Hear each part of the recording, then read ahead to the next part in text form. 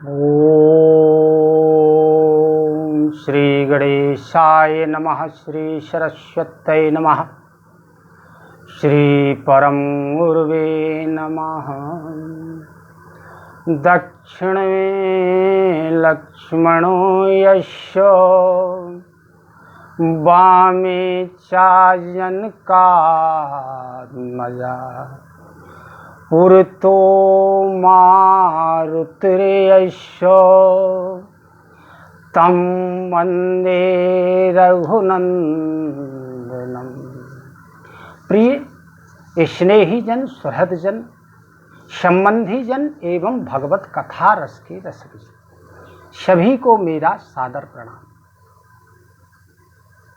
अभी तक हमारी और आपके बीच में श्री राम कथा चल रही थी। उसमें माता पार्वती जी श्री शिव जी के पास जाती हैं। शिव जी उन्हें वामांग आसन प्रदान करते हैं। माता पार्वती भगवान के संबंध में जो पूर्व में उन्हें भ्रम हुआ था, उस भ्रम से संबंधित चर्चा करती हैं और उसे दूर करने के लिए भगवान से श्री राम कथा सुनने के हेतु प्रश्न करती हैं। अब हम यहाँ देखते हैं माता पार्वती जी क्या क्या प्रश्न करती हैं एवं कुल कितने प्रश्न करती हैं। तो पहला प्रश्न माता पार्वती जी ने श्री शिव जी से क्या किया कि प्रथम सुकारण कहु विचारी निर्गुण ब्रह्म सगुण वपुधारी। माता पार्वती जी शिव जी से पहला प्रश्न कहती हैं कि आप विचार करके कहिए, मुझे समझाइए कि जो ब्रह्म निर्गुण होता है वह किस कारण से, किन कारणों से सगुण साकार रूप ग्रहण करता है। पुण्य प्रभु कहु राम अवतारा बाल चरित पुनि कहु उदारा। माता पार्वती जी दूसरा प्रश्न करते कि फिर श्री रामचंद्र जी के अवतार ग्रहण करने के जो है कारण सहित फिर उनके अवतार की कथा कही, फिर उनकी बाल लीला की कथा कही। दो प्रश्न। तीसरा प्रश्न माता पार्वती जी करती हैं कहु जथा जानकी विवाही राज तजासु दूषण काही। फिर श्री रामचंद्र जी ने जानकी जी से विवाह किया, वह कैसे किया, कब किया, इसकी सारी कथा मुझे सुनाई। फिर जो राज्य का त्याग किया, वनवास को गए, वह क्यों गए, उस राज्य में दोष क्या था, कारण क्या था, यह सारी कथा मुझसे कही। यहाँ अपने 3 प्रश्न होते हैं। चौथा प्रश्न माता पार्वती जी शिव जी से करती हैं कि बनवासी कीन्हे चरितो अपारा कहु नाथो जिमि रावण मारा। कहती हैं कि वन में निवास करने पर उन्होंने जो उदार चरित्र किए हैं, उन चरित्रों को मुझे सुनाइए। उनकी कथा कही और रावण को उनने किस प्रकार से मारा। ये माता जानकी जी का चौथा प्रश्न। 5वां प्रश्न है राजु बैठो कीन्ही बहुलीला सकल कहु संग कर सुखशीला। फिर वनवास से वापस आकर के राजगद्दी पर बैठ करके उन्होंने कौन कौन सी लीलाएं की। हे प्राणनाथ, सारी कथा मुझे विस्तार सहित जो सुख देने वाली कथा है वह मुझे सुनाइए। ये माता पार्वती जी का 5वां प्रश्न है। 6वां प्रश्न, बहुरी कहाहु करुणायतन कीन्हे जो अचरज राम, प्रजा सहित रघुवंश मणि किमि गवने निज धाम। माता पार्वती जी का 6वां प्रश्न कि हे करुणा निधान, जो आश्चर्य भगवान राम ने किए उसके पश्चात अपनी सारी प्रजा के सहित वो अपने धाम को गए, यह भी हमें सारी कथा कह के सुनाए। ये माता पार्वती जी का श्री शिव जी से 6वां प्रश्न। 7वां प्रश्न कि पुण्य प्रभु कहाहु सो तत्व बखानी, जेहि विज्ञान मगन मुनि ज्ञानी। फिर भगवान के तत्वों की विवेचना करके, परमात्मा के तत्वों की विवेचना करके मुझे समझा कर कहिए, क्योंकि जिसकी अनुभूति में ज्ञानी मुनि लोग रहते हैं और भक्ति ज्ञान विज्ञान और वैराग्य का भी विभाग सहित वर्णन कीजिए कि भक्ति क्या है, ज्ञान क्या है, विज्ञान क्या है और वैराग्य क्या है। इन सबके विभाजन करके सबकी कथा मुझे कह करके सुनाइए। ये 8वां प्रश्न है। 7वें प्रश्न में तत्वों का विभाजन, तत्वों के संबंध में। 8वां प्रश्न है ज्ञान विज्ञान भक्ति और वैराग्य के संबंध में मुझे सुनाए। 9वां प्रश्न माता पार्वती जी भगवान से करती हैं कि और राम रहस्यो अनेका, कहु नाथो अति विमल विवेका। और भी जो श्री रामचंद्र जी के अनेक रहस्य हैं, उन रहस्यों को छुपी हुई बात है, हे नाथ आपका जो ज्ञान है वो अत्यंत निर्मल है, जो अतः मुझे उनके रहस्यों के बारे में समझाइए।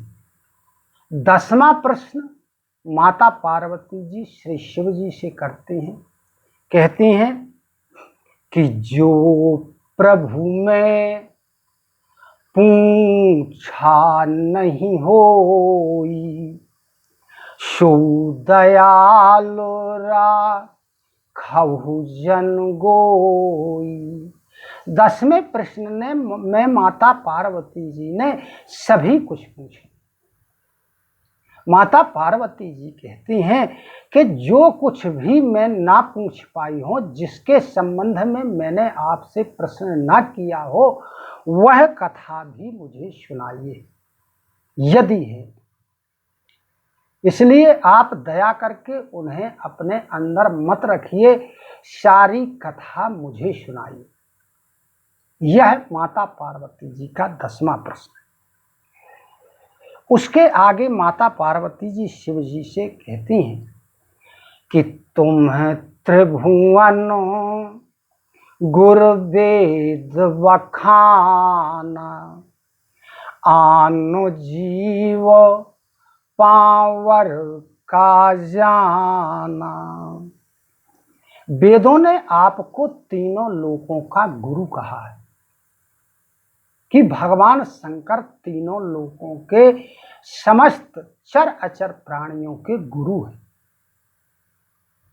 अतः दूसरा जीव इस रहस्य को कैसे जान सकता है?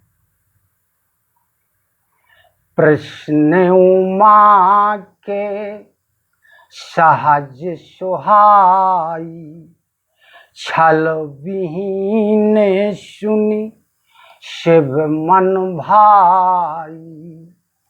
जो माता पार्वती जी के प्रश्न थे वो स्वाभाविक रूप से ही बड़े अच्छे लगने वाले थे, बड़े सुंदर थे, क्योंकि उसमें ना कोई छल था ना कोई कपट था। जब ऐसे प्रश्न श्री शिव जी ने माता पार्वती जी के सुने तो उनके मन को बड़ा अच्छा लगा।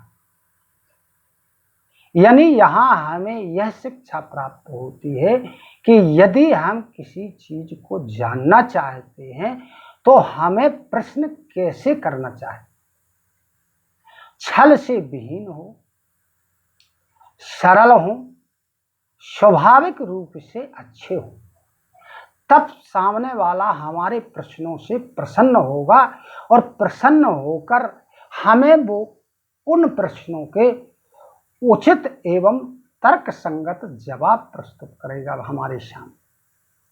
अतः हमें माता पार्वती जी के प्रश्नों के द्वारा प्रश्न करने की कला सीखनी चाहिए कि प्रश्न कैसे करना है।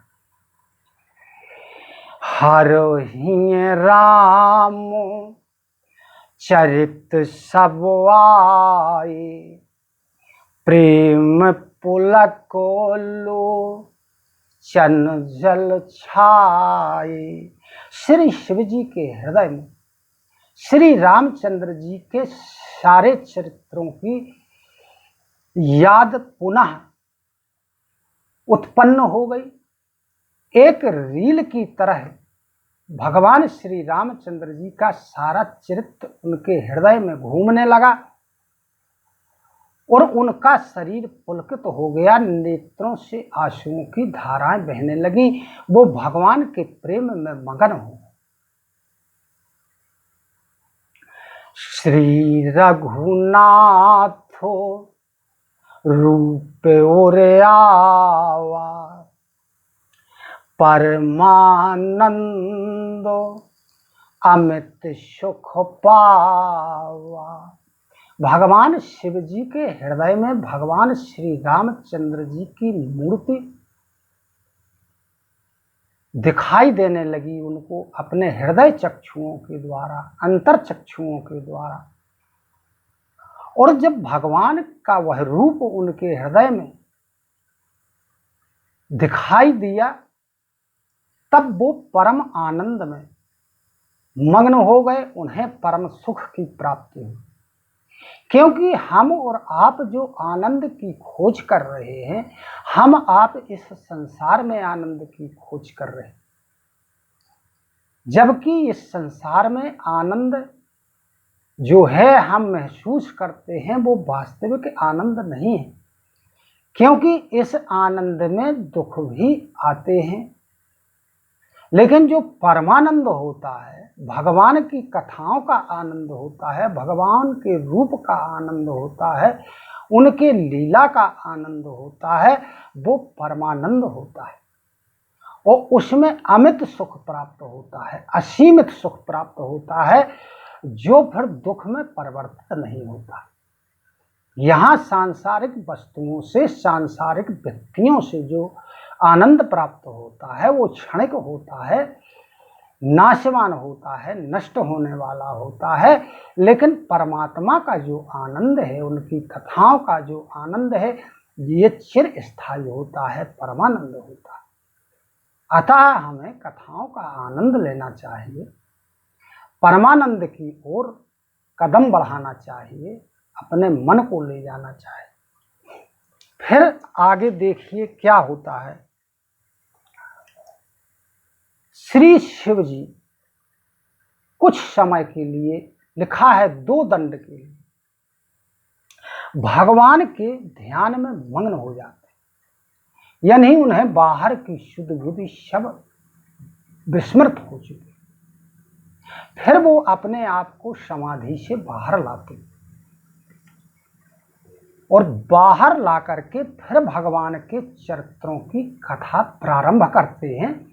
माता पार्वती जी को कथा सुनाना प्रारंभ कर देते। श्री शिव जी माता पार्वती जी से कहते हैं कि झूठे सत्तो जाहि बिन जाने, जिमि भुजंग बिनु रजु पहचाने। कहते हैं कि जिसके बिना जाने झूठ भी सत्य मालूम होता है। जब तक हम परमात्मा को जान नहीं लेते हैं, सत्यता को जान नहीं लेते हैं, तब तक जो ये संसार है ये झूठा है और हमें सत्य प्रतीत होता है।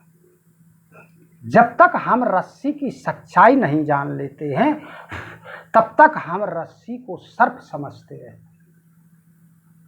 और जब हम रस्सी की सच्चाई को जान लेते हैं, तब जो हमारा रस्सी को सर्प समझने का भ्रम होता है, वो भ्रम दूर हो जाता है। इससे आगे की कथा हमारे और आपके बीच में हम कहेंगे और सुनेंगे कल। इसी के साथ सभी को सादर नमन, सादर प्रणाम। जय श्री राम, जय श्री कृष्ण, धन्यवाद।